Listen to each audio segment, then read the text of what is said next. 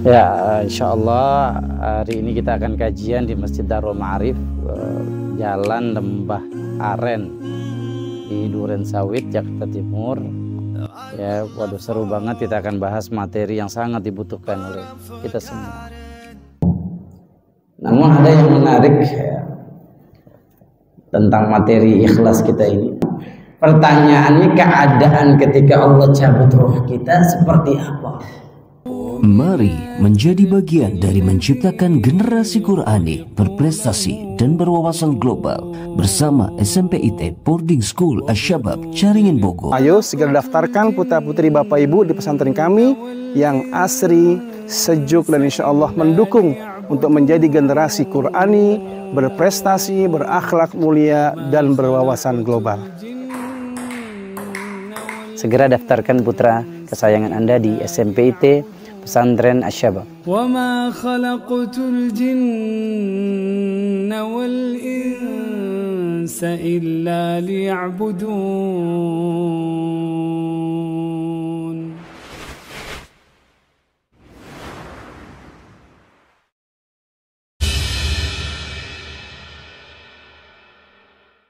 Alhamdulillahilladzi hadana li hadza wa ma kunna linahtadiya laula an hadana Allah.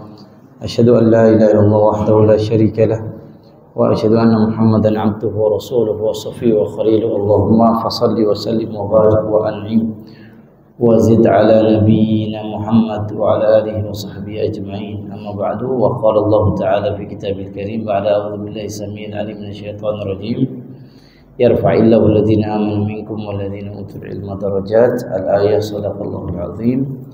Yang saya hormati, saya muliakan Ketua DKM Masjid Darul Ma'arif, para pengurus, para jamaah, bapak-bapak, ibu-ibu yang Masya Allah hari ini berkenan hadir sejenak meluangkan waktu untuk Allah dalam rangka taqarrub ilallah, menambah ilmu, yang mana ilmu agama ini akan jadi bekal kita yang memudahkan langkah kita menuju surga Allah Subhanahu wa taala.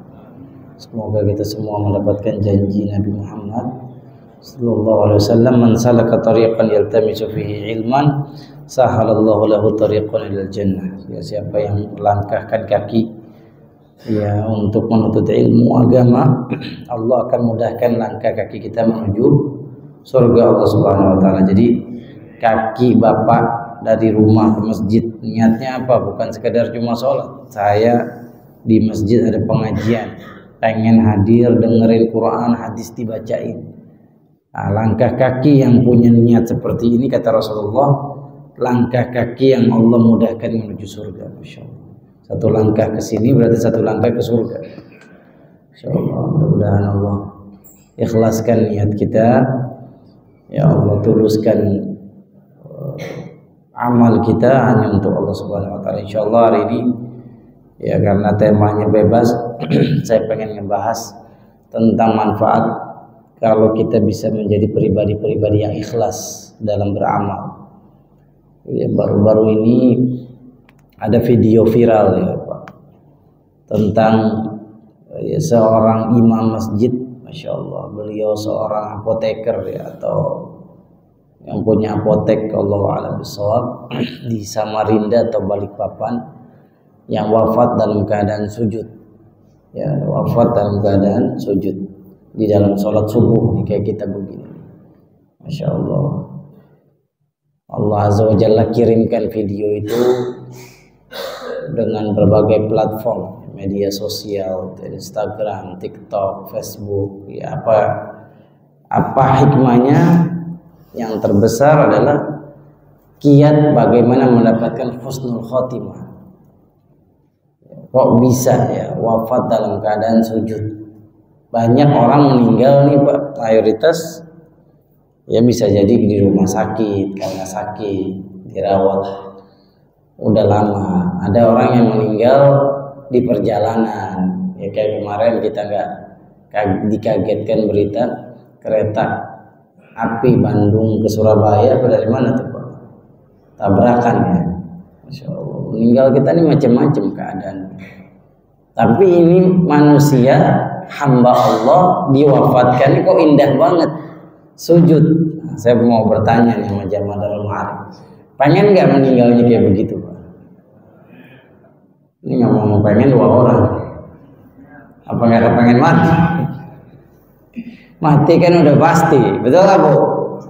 Mati mau pasti. Bisa jadi saya belakangan, ibu-ibu duluan, atau bapak-bapak duluan, saya belakangan. Mati mau pasti. Pertanyaannya, keadaan ketika Allah cabut roh kita seperti apa? Itu yang kita sama-sama nggak tahu. Namun ada yang menarik ya, tentang materi ikhlas kita ini adalah pernyataan dari Imam Bukhari.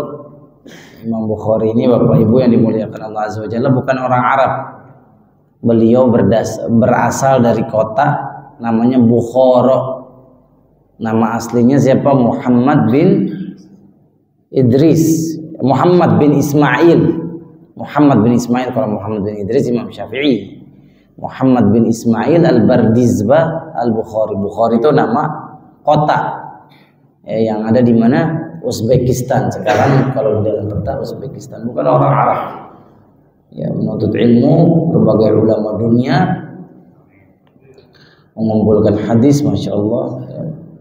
Sampai di Madinah, beliau punya masjid. Ya, oleh ibu dekat Masjid Nabawi itu, ya dibangunkan oleh pemerintah Arab Saudi karena dulu Imam Bukhari pernah tinggal di situ. Beliau wafat, sampai sekarang dijadiin Masjid Imam Bukhari di dekat Madinah. Di satu saat saya mau bikinin videonya, ada di Instagram saya, insya Allah 14 Januari saya berangkat umroh, saya janji insya Allah saya pengen bawa oleh-oleh video masjidnya Imam Bukhari. Boleh juga tuh kita bahas profilnya Imam Bukhari. Imam Bukhari rahimahullah ta'ala, ketika beliau meriwayatkan hadis tentang akhir hidup seseorang, surgakah dia atau nerakakah dia, apa kata beliau? Ya, Rasulullah SAW bersabda tentang orang yang setiap hari dia beramal soleh, setiap hari dia sholat, setiap hari dia puasa, namun di akhir hidupnya dia bermaksiat kepada Allah. Allah cabut nikmat hidayah, nikmat amal soleh, lezatnya ibadah Allah cabut. Nauzubillah min dzalik. Sampai ketika mau wafat tetap dia dalam keadaan maksiat, akhirnya masuk neraka. Atau sebaliknya, kata Rasulullah SAW, innal abda la ya'mal bi amali ahli an-nar hatta ma yakunu bainahu wa bainan nar illa zira, fayasbiqu alaihi al-kitab fayamalu bi amali ahli al-jannah fayadkhuluha. Kata Rasulullah SAW, ada orang yang beramal amalan neraka, dia khamar, dia zina, dia nipu, dia semua amal neraka udah dia lalap. Namun di akhir hidupnya, detik-detik kematian dia, justru Allah kasih hidayah,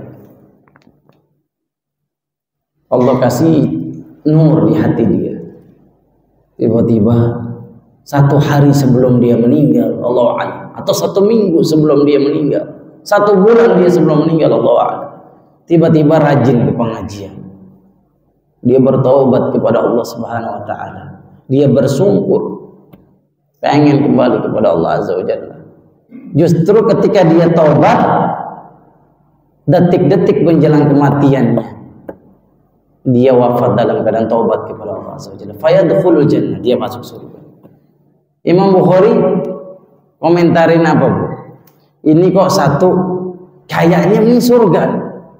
Kita nih alhamdulillah izin Allah sekarang bisa sholat, ya bisa baca Quran, beramal soleh. Tapi akhir hidup kita nggak ada yang tahu. Tapi kenapa nih? Kok yang ahli ibadah justru di akhir hidupnya masuk neraka, kata Rasulullah. Allah cabut nikmat hidayah dia. Apa komentar Imam Bukhari? Kalimatnya simpel. Saya yakin Bapak Ibu bisa hafal kalimat beliau kalau saya sebutkan. Karena yang pertama, ahli ibadah ini kenapa su'ul khotimah? Fima yabdu bihin nas. Dia menampilkan ibadahnya hanya untuk manusia, hanya untuk orang. Dia beribadah itu bukan untuk Allah, kata Imam Bukhari. Makanya amal soleh dia habis di ujung hidupnya cuma dia berbuat amal salah. Tapi ini ahli maksiat, kenapa akhir hidupnya husnul khotimah? Taubatnya benar karena Allah Azza wa Jalla, bukan karena orang. Taubatnya benar, Allah terima, di akhir hidupnya dia husnul khotimah. Jadi untuk bisa dapat husnul khotimah, kita harus memperjuangkan hati kita beramal ibadah hanya untuk Allah Subhanahu wa taala. Enggak boleh terselip di hati kita ada riya, sum'ah, ingin dilihat orang, ingin didengar orang amal ibadah kita, bahkan terbesit di hati kita ingin mendapatkan dunia dari ibadah kita. Insyaallah. Itu kata Imam Bukhari mengomentari hadis Rasul sallallahu alaihi wasallam. Imam Bukhari ini udah nggak ada lagi yang lebih top of the top perawi hadis nomor 1 Imam Bukhari. Para ulama sepakat ashahul kutub ba'dal Quran sahihu Imam Bukhari. Kitab hadis yang paling sahih setelah Al-Quran adalah Sahih Bukhari. Beliau sampai menangis ketika bicara meriwayatkan hadis tadi. Ikhlas, ikhlas, mudah diucapin, mudah. Siapapun di antara kita, saya bisa bahas ikhlas, tapi sulit mengimplementasikannya, sulit mempraktekannya. Kenapa? Ikhlas adanya di hati. Hati hanya kita dan Allah yang tahu. Tapi ya, Bapak Ibu nggak usah khawatir. Ya gak usah khawatir, para ulama sudah ngasih tipsnya supaya kita bisa jadi pribadi ikhlas. Insya Allah dengan tips nanti yang kita mau sampaikan, kita semua bisa jadi keluar dari Masjid Darul Ma'arif menjadi pribadi yang disebutkan oleh Allah Subhanahu wa taala min ibadinal mukhlasin. Bukan mukhlisin, mukhlasin. Siapa itu mukhlasin? Orang-orang yang ditolong sama Allah agar bisa menjadi pribadi yang ikhlas. Kalau mukhlisin kita usahakan sekuat tenaga kita, tapi kalau mukhlasin Allah tolong kita jadi pribadi ikhlas. Ini yang kita harapkan, kita inginkan. Ikhlas, kita nggak akan bisa jadi pribadi ikhlas kalau kita nggak tahu makna ikhlas. Kita nggak akan jadi pribadi ikhlas kalau kita nggak tahu makna ikhlas. Maka kita harus terjemahin dulu apa sih arti ikhlas, ikhlas, ikhlas. Ikhlas secara bahasa khalis. Sesuatu yang gak tercampur apapun itu khalis. Seperti air ini khalis, gak dimasukin sirup, gak dimasukin kopi, gak dimasukin pewarna, khalis, bersih dari segala sesuatu yang bisa merubah. Itu secara bahasa. Namun secara syar'i apa itu artinya ikhlas? Cukuplah bagi kita perkataan Imam Abdullah bin Umar. Beliau mendefinisikan ikhlas itu dua makna. Kata beliau, al-mukhlis nisyanu ru'yatil khalqi bidawamin nadhar ilal khaliq. Orang yang disebut ikhlas, dia mengabaikan, melupakan pandangan manusia terhadap dia karena dia fokus mengejar pandangan Allah. Itu kata beliau. Jadi orang ikhlas, mau orang lihat kagak lihat dia ibadah, dia nggak peduli. Kenapa? Fokusnya dia pengen cari apa yang Allah lihat. Saya ini sedekah bukan pengen disebut nama saya, jumlahnya nggak usah disebut. Allah tahu jumlahnya berapa. Allah tahu saya niatnya apa. Jadi nggak perlu dipublikasikan. Seperti itu maknanya. Itu kata beliau. Makna kedua kata beliau lagi apa itu ikhlas? Orang yang ikhlas, al-mukhlisu man yaktumu hasanatuhu kama yaktumu sayyi'atuhu. Orang yang disebut ikhlas, orang yang menyembunyikan kebaikannya sebagaimana menyembunyikan keburukan. Gak ada di antara kita yang pengen dibuka aib, kesalahan. Orang yang ikhlas itu sifatnya begitu. Dia kebaikannya, dia tutupin kebaikannya sebagaimana dia menutupi keburukannya. Gak perlu orang tahu kebaikan kita, hanya Allah Subhanahu wa taala. Gak usah cerita tadi malam udah tahajud, gak usah cerita tadi malam hari ini kita udah khatam Quran ke orang lain. Amal kita hanya untuk Allah Subhanahu wa taala. Bahkan istri kita gak perlu tahu, anak kita gak perlu tahu, suami kita gak perlu tahu. Dia sembunyikan hanya diri dia. sirrun bainahu wa bainahu, rahasia dia jaga amal soleh dia antara dia dan Allah Azza wa Jalla. Satu saat di Masjid Jami' Bani Umayyah di Damaskus, di Suriah. Ini cerita salafus saleh. Ya, ada seorang di zaman itu umat Islam udah banyak, ribuan. Kalau sholat zuhur penuh. Ada seorang ulama ngelihat ada bapak-bapak dia doa sambil nangis. Doa nangis. Terus subhanallah, selesai sholat zuhur, ya bapak ini imamnya namanya Imam Al-Laits As-Samarkandi, ini imam terkenal. Dipanggil sama beliau, wahai bapak, tadi saya lihat bapak nangis, masya Allah bagus. Itu luar biasa, kalau bapak nangis doa, saya tersentuh.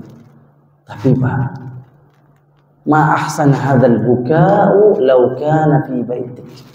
Alangkah bagusnya tangisan bapak, tapi seandainya dilakukannya di rumah. Bapak nangis dilihatin orang, satu masjid ngeliatin bapak nangis, bagus. Tapi untuk menjaga niat bapak, alangkah baiknya nangisnya di rumah. Subhanallah. Nasihat indah buat kita. Gak perlu orang tahu kita lagi doa, kita lagi bermunajat kepada Allah Subhanahu wa taala. Karena amal ibadah kita sebanyak apapun, sehebat apapun, kalau dikerjakan nggak disertai niat yang ikhlas kepada Allah, amal kita tidak akan diterima oleh Allah Azza wa Jalla. Rasulullah SAW bersabda, Innallaha la yaqbalu minal amali ma kana khalisan liwajhi. Allah nggak akan terima amal ibadah kita kalau amal ibadah kita nggak dilakukan ikhlas karena Allah Azza wa Jalla. Kata Imam Abdullah bin Mubarak lagi, dia mengatakan, rubba amalin saghir tukabbiruhu niyyah wa rubba amalin kabir tusaghiruhu niyyah. Betapa banyak amal itu besar, kecil gara-gara niat. Jadi kecil gara-gara niat, nggak ada arti. Pergi haji, subhanallah na'udhim, dia antri sampai 20 tahun, dia bayar 1 miliar. Tapi ketika pulang haji, pengen dipanggil haji oleh manusia. Panggilnya saya Pak Haji. Di hadapan Allah, amalan yang besar, dia sangka, dia harapkan, dia percaya itu amal besar, Allah jadikan amal itu seperti debu yang berterbang karena tidak ada keikhlasan. Wa qadimna ila ma 'amilu min 'amal faj'alnahu haba'an mansura. Mereka menyangka, ini orang-orang yang riya waktu beramal ibadah di dunia, menyangka amalnya seperti gunung, tapi Allah jadikan gunung ini seperti debu yang berterbang. Gak ada nilai di sisi Allah Subhanahu wa taala. Kemudian terbalik, wa rubba amalin saghirin tukabbiruhu niyyah. Betapa banyak amal itu kecil jadi gede, jadi besar gara-gara niatnya benar. Dia cuma punya duit 100.000. Ada tetangganya dia yang sakit, gak punya uang untuk beli, untuk mesen Grab car atau Gokar. Dia datang ke rumahnya, Pak, saya ada uang 100.000. Nih, saya yang pesenin Gokar, saya yang anterin. Sekarang kan ada BPJS ya, jadi berobatnya gratis. Nganterin doang. Amalannya kecil, cuma 100.000.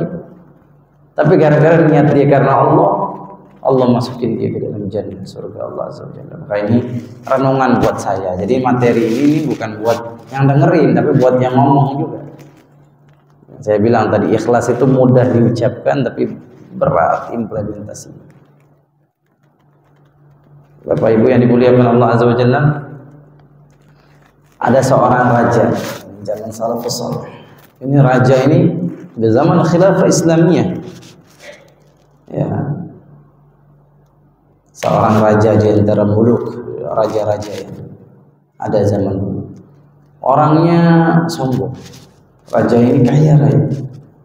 Satu saat dia bilang sama pengikut-pengikutnya, saya pengen saya jadi raja yang membanggakan. Saya mau bangun masjid, masjidnya mewah gitu. Dari awal aja dia udah ngasih tahu sama ajudan, saya mau bangun masjid mewah. Nanti jangan sampai ada orang yang nyumbang masjid yang saya mau bangun. Jangan ada. Udah, duitnya dari saya pribadi. Berapa harga masjidnya? 100 miliar. So, panggil kontraktor, panggil arsitek, panggil desain interior, kasih bahan material yang paling bagus. Saya yang bayar. Jangan ada satu orang yang nyumbang. Supaya ingin ria, kebanggaan masjid yang dia banggakan. Masjidnya udah jadi. Masjidnya megah. Pas orang terpukau lihat ke masjid ini. Masjid yang dia bangun. Kemudian setelah pembangunan selesai, ditulislah di depan masjid nama dia. Nama dia ditulis, Raja Fulan bin Fulan. Ditulis nama dia. Selesai masjid, pelang sudah dipasang di depan masjid, tidurlah raja ini. Ketika tidur, dia ngimpi masjid yang dia bangun dengan begitu mahalnya, pelangnya kok namanya beda, bukan nama dia, tapi nama seorang ibu-ibu, nama seorang perempuan, Fulana bintu Fulan. Oke, dia mimpi, besok dia bangun, ini kayaknya bunga tidur. Mungkin ngimpi numpang lewat. Besoknya dia tidur lagi, dia ngimpi masjidnya bukan nama dia, pelangnya kok kehapus nama dia, nama ibu itu lagi, Fulana binti Fulan. Waduh, mulai nggak tenang. Kalau yang pertama dia anggap angin lalu, ini yang kedua dia udah mulai perhatian. Waduh, kenapa nih kok mimpinya sama? Hari ketiga dia tidur, dia ngimpi, mimpinya sama.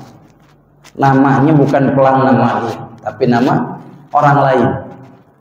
Dia suruh ajudannya, seluruh ASN, cari ibu yang namanya itu, yang ada dalam mimpi saya. Satu kota bapak ibu digerebek, satu-satu, mana KTP-nya, mana kartu keluarga, dicari satu-satu. Ketemulah ibu-ibu. Ibu yang namanya di mimpi raja ini ketemu, dipanggil. Bu, kenapa nama ibu ada di mimpi saya sampai 3 kali? Apakah ibu ikut nyumbang masjid saya? Ibu ngumpet-ngumpet naruh bahan materialnya. Apa kata ibu ini? Ya raja, boro-boro saya nyumbang. Makan sehari-hari aja saya susah. Buat nyukupin kebutuhan saya aja saya nggak mampu.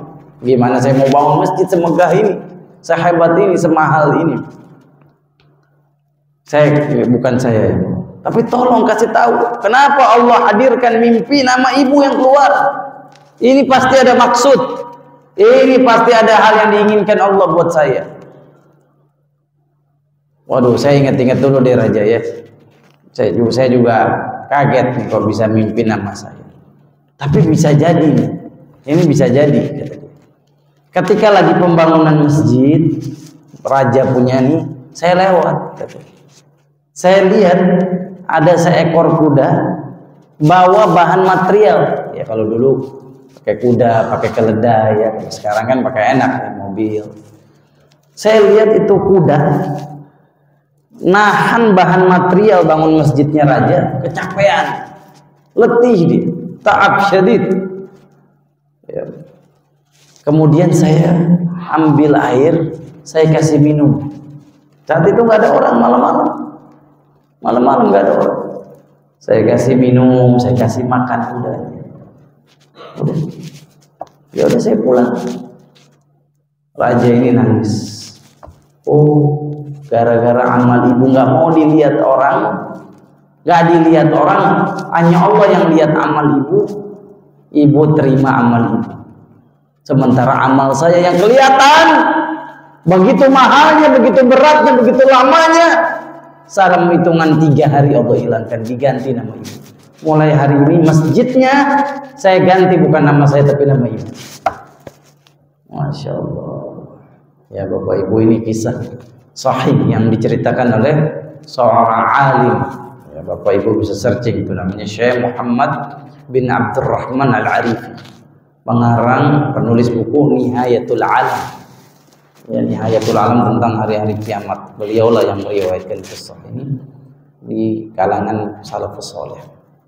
Bapak Ibu yang dimuliakan Allah Azza wa Jalla, ikhlas memang perlu kita perjuangkan. Karena apa? Kalau kita riya nih, kita beramal ibadah pengen dilihat orang, memang orang bisa balas, orang nggak punya surga, orang nggak punya pahala, orang nggak punya neraka. Nanti pada hari kiamat, kalau kita memamerkan amal kita untuk manusia, nanti Allah Azza wa Jalla panggil kita. Jadi kalau ada kisah orang yang tidak baik, anggap kita kisah tersebut. Baik kita introspeksi. Apa kata Allah Subhanahu wa taala dalam hadits qudsi? Orang-orang yang beramal ibadah waktu hidup di dunia untuk riya dilihat orang. Apa kata Allah? Idhabu ila alladziina kuntum turauna fid dunya hal tajiduna 'indahum jazaa. Pulang kamu ke dunia, cari lagi orang-orang yang kamu beramal ingin riya, apakah kamu mendapatkan balasan? Apa jawaban mereka? Kalla, ya Allah, kami tidak dapat balasan apa-apa dari mereka. Kami nyesel, beramal ibadah cuma pengen pamer, beramal ibadah cuma ingin dapat balasan dulu.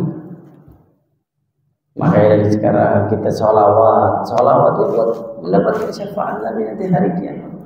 Jangan terbesit di hati kita pengen dapat dunia dari amal ibadah kita. Amal ibadah apa? Karena demi Allah dunia hina. Dunia nggak ada artinya dibandingkan dengan nanti surga Allah Azza wa Jalla. Jangan terbesit di hati kita ibadah ingin mendapatkan dunia. Walal akhiratu khairul laka minal ula. Akhirat lebih berharga dari dunia. Wal akhiratu khairu wa abqa. Akhirat yang lebih baik dan lebih kekal. Dunia kita bakal tinggal. Buat apa kita beramal ibadah buat dunia? Kita beramal ibadah untuk dapat kebaikan akhirat kita. Diselamatkan Allah dari neraka, dimasukkan ke dalam surga. Nah, di antara tips agar kita bisa menjadi pribadi ikhlas, harus ada dua sifat yang harus kita hilangkan di hati kita. Kalau kita mampu bisa dihilangkan di hati kita, kita pasti jadi pribadi ikhlas. Ini yang dikatakan oleh Imam Ibnu Qayyim Al-Jauziyah dalam buku Fawaidul Fawaid. Beliau mengatakan ada dua sifat yang masuk ke hati manusia, dia nggak bakal bisa ikhlas. Yang pertama, hubbus sana'i wal madah, suka dipuji, senang disanjung. Nah, ini bahaya. Senang disanjung, dia disanjung dia semangat ibadah, nggak disanjung down ibadah dia. Ini penyakit menghalangi kita jadi ikhlas. Gimana caranya ngobatinnya? Paham di dalam hati kita, benak kita, tidak ada pujian yang mendatangkan manfaat dunia akhirat kecuali pujian Allah. Kamu manusia, kamu nggak ada manfaat muji saya. Ketika dipuji orang langsung doa, Allahumma ighfirli bima yaqulun. Ya Allah, ampuni saya atas apa yang mereka katakan. Waj'alni khairan mimma yadhunnun. Jadikan saya lebih baik dari yang dia sangka. Kamu ini orang soleh ya Allah. Masya Allah, tahajudnya kamu rajin. Gak butuh kita pujian manusia. Pujian yang mendatangkan manfaat hanya Allah. Begitupun kalau dibully, dihina, jangan down. Orang beriman gak pernah down kalau dihina, dibully. Kenapa? Tidak ada hinaan yang bisa memudaratkan kita, membawa bahaya dunia akhirat kecuali celaan dari Allah, celaan manusia biasa. Gak ada efek dalam kehidupan kita. Silakan celah saya, tapi jangan puji saya. Gak usah, saya nggak butuh pujian Anda. Simpan pujian Anda. Makanya Rasulullah SAW selalu mewanti-wanti para sahabat untuk menjaga keikhlasan dengan mengatakan apa kata Nabi SAW? Fahtul maddahina biturab. Lemparkanlah pasir di muka-muka orang yang suka muji. Makanya Bapak nggak perlu banyak muji saudara-saudara kita. Ya, karena itu kalau hati dia nggak kuat, dia terpancing nanti beramalnya karena pujian. Di sebelah kita baca Qurannya bagus, nggak perlu. Wah, bacaan Qurannya bagus ya. Kalau hati dia lemah, ya, Rasulullah marah melarang orang-orang yang suka memuji orang lain, karena ini bisa membunuh keikhlasan dia. Yang pertama. Yang kedua, kenapa orang nggak bisa ikhlas? Sifat apa yang membuat orang nggak bisa ikhlas? Kata Imam Ibnu Qayyim al-Jauziyah, al-hirsu bima fi aidin nas, berambisi untuk mendapatkan apa yang di tangan manusia, mendapatkan jabatan. Dengan ibadah pengen dapat jabatan dulu, Allah muskil, masalah besar. Ya, kata Imam Ibnu Qayyim al-Jauziyah, orang seperti ini yang punya dua sifat ini nggak akan bisa ikhlas. Apa-apa yang di tangan Allah itu abadi, di tangan manusia habis. Allah berfirman, ma indakum yanfad wa ma indallahi baqin. Apa-apa yang di tangan kamu habis, yang di tangan Allah nggak bakal habis, abadi selama. Yang kita cari yang di tangan Allah, bukan di tangan manusia. Oh, pengen punya mobil mewah, Mercy, usap aja tuh mobil pakai sholawat. Saya yakin Bapak di tangga maling itu kayak begitu, mobilnya keluar alarm gitu. Ya sholawat bukan dengan mobil. Demi Allah, mana yang lebih, saya mau bertanya kepada kita semua di sini, mana yang lebih mahal, mobil mewah apa ketemu Nabi Muhammad di surga? Selesai jawab di dalam hati kita. Balasan Allah lebih mahal dari balasan dunia. Ya Allah, balas saya di akhirat. Kalau kita beramal ibadah, berharapnya dunia, dapat dunia, di akhirat kita nuntut sama Allah, ya Allah, mana dong surganya, mana dong ampunan, mana dong ridwan, mana ridwan. Kata Allah, kan engkau pengennya dunia, saya kasih dunia. Wa inna malikulli imrin ma nawa, dan setiap orang, kata Rasulullah, akan mendapatkan apa yang dia niatkan. Kalau dia pengen niatnya dengan ibadah dapat dunia, dia dapat dunia. Di akhirat dia nggak dapat apa-apa. Na'udzubillahi min, ditanamkan di dalam hati kita, ibadah kita ingin mendapatkan keridhaan Allah, yaitu surga, Jannatun Na'im, yang kalau udah masuk nggak ada capek lagi. Kita bercapek-capek ibadah cuma di dunia, nanti di surga satu langkah aja baru ke surga. Letih kita udah lupa, kita musibah-musibah kita di dunia udah lupa, kesakitan kita, penyakit kita, apapun yang nggak enak udah lupa. Dalam hitungan satu celupan di surga, satu langkah kita masuk surga jannah Allah. Itu yang kita kejar dari kita beribadah kepada Allah SWT. Ini yang bisa saya sampaikan. Kita buka sesi tanya jawab. Kalau tidak ada, kita tutup dengan doa bersama insyaallah. Hari ini Gaza sudah masuk tanggal 90 hari. Setiap 90 hari peperangan yang melawan Zionis Yahudi la'natullah alaihim Israel. Kita juga jangan lupa mendoakan saudara-saudara kita di Gaza. Biasanya hari-hari pertama kencang untuk doa, tapi sekarang udah banyak kaum muslimin yang melupakan. Ya sudah jarang kita lihat postingan Gaza. Kita skip aja, lewatin, seolah-olah kita bosan dengan keadaan saudara-saudara kita yang dibantai. 2,3 juta jiwa muslimin sekarang terancam. Tidak ada satupun tempat yang aman di Gaza, Palestina. Kita berdoa dengan doa yang penuh keikhlasan agar saudara-saudara kita memperoleh kemenangan insyaallah. Ya, jangan sampai dikotak-kotakin. Gaza lagi dibantai, masih bahas faksi-faksi Islam di sana. Oh, ini Hamas, bukan kita nih, bukan Ahlu Sunnah. Ini orang yang nggak punya hati, orang yang nggak punya perasaan. Saudara Anda lagi dibantai. Jaga lisan, persatukan umat Islam. Beda golongan itu oke, selama nabinya sama, Allahnya sama, kiblatnya sama. Masalah furu'iyah, kunut nggak kunut, Anda bikin berantem. Kalau ustadznya bukan ustadz Anda pergi dari masjid, pulang ke rumah, nggak mau ikut duduk bareng, gimana? Ittihadul muslimin, kita harus bersatu. Lihat kenapa Israel nyerang 90 hari sampai sekarang perang, karena umat Islam nggak bersatu. Udah 90 hari baru Saudi mengeluarkan statement memboikot produk-produk Israel. Terus hari pertama kemana aja? Ayo bersatu umat Islam, NU, Muhammadiyah, Persis, Al-Irsyad, Salafi, Jamaah bersatu. Doakan saudara-saudara kita di Gaza, kirim kekuatan persaudaraan umat Islam di Indonesia sampai ke seluruh dunia. Ya, kita harus bersatu untuk mengalahkan musuh-musuh Islam. Kita berdoa kepada Allah. Karena tidak ada pertanyaan ya Pak Iwan ya, kita tutup doa.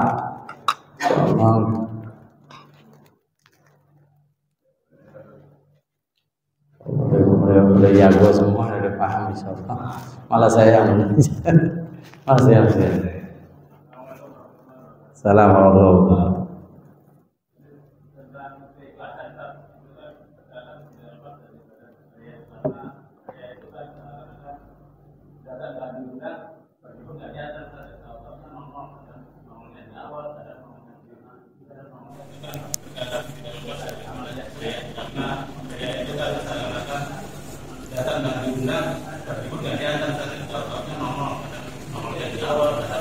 Masya Allah, pertanyaan bagus banget Pak ya. Ikhlas ini kata beliau, datangnya tidak diundang, perginya tidak diantar. Ini ria apa kuntilanak ini? Oh, langgung. Ria dari kata ro'a, ya. Ro'a, ya. Melihat. Artinya orang yang beramal ria, amalnya ingin dilihat orang. Dilihat orang supaya apa? Supaya dibilang hebat dengan amal ibadah dia. Kalau udah dibilang hebat, mendapatkan kebanggaan di hati dia. Ini yang diinginkan setan. Supaya apa? Amal kita habis, tidak diterima oleh Allah Azza wa Jalla sedikit pun. Bagaimana? Ya, maka para ulama ngasih tahu kita ada 3 kondisi di mana kita harus pertahankan keikhlasan. Yang pertama qoblal amal, indal amal, ba'dal amal. Sebelum beramal, mantepin di hati kita, ya Allah, saya sholat untukmu, istighfar, astagfirullah, Allah saya sholat. Ketika beramal, jaga. Setelah beramal jangan merasa puas, kayak kita nih udah sholat ya, jauh. Malah kita harus punya sifat, wah kayaknya nggak diterima amal ibadah saya bakal perbaiki dengan amal yang setelahnya. Jangan punya pendapat atau punya pemahaman, amal saya pasti diterima. Ini akan hancur amal ibadah kita karena punya sifat seperti ini.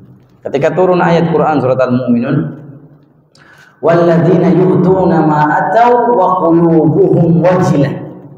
Orang-orang yang beribadah, beramal, hatinya takut. Nah, Aisyah datang ke Rasulullah, ya Rasulullah, apakah ini orang yang mencuri, takut dia dihukum? Apakah dia berzina, takut diazab? Kata Rasulullah, la ya tasaddiq, ayat ini turun bukan untuk itu.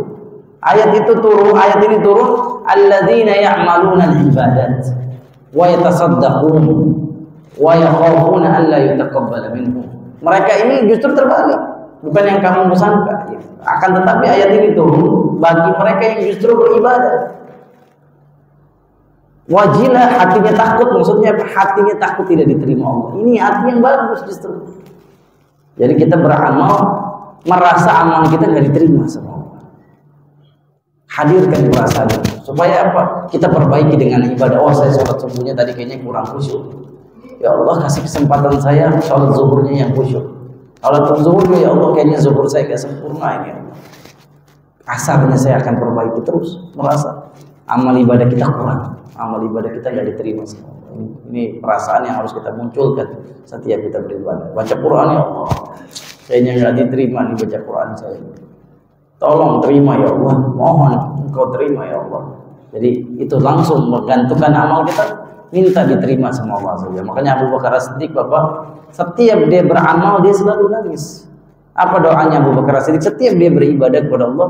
Allahumma ja'al kulla amali khalisan liwajhik wala taj'alha li ahadin ghairak. Ya Allah, jadikan amal ibadahku semata-mata hanya mengharap ridhamu. Jangan jadikan amal saya untuk seorang pun makhluk. Itu doanya Abu Bakar. Bapak bayangin Pak, Abu Bakar udah dijamin surga, tapi takut amalnya nggak diterima. Dia selalu minta amalnya membuahkan keikhlasan di hadapan Allah. Tuh Abu Bakar, gimana saya? Dijamin surga tidak, ketemu Nabi belum, udah kongkang-kongkang aja, udah banyak amal saya nih, kayaknya pasti surga. Ini setan yang inginkan kita seperti itu. Nanti matinya takutnya kita suul khotimah. Kan kita kepengen happy ending, ya enggak? Kita kepengen matinya husnul khotimah. Terus jaga amal ibadah kita supaya ikhlas kepada Allah saja. Makanya di antara perkataan para ulama yang bagus juga, Pak, man ra'a bi annahul mukhlis fa ikhlasuhu bihajatin ilal ikhlas. Siapa yang merasa dirinya sudah ikhlas, maka keikhlasannya butuh diikhlasin lagi.